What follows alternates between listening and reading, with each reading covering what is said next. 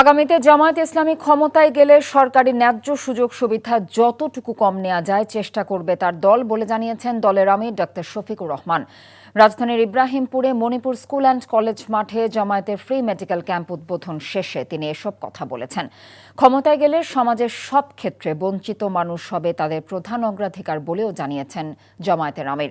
এ সময় ভয় ও শঙ্কামুক্ত একটি মানবিক বাংলাদেশ গড়ার লক্ষ্যে দেশের সার্বভৌমত্ব রক্ষায় জামায়াতে ইসলামের পক্ষে ভোটের মাধ্যমে জনগণের রায় দেবার আহ্বান জানিয়েছেন তিনি। নির্বাচিত হলে 5 বছরে একটি নতুন বাংলাদেশ গড়ার প্রত্যয় ব্যক্ত করেছেন তিনি।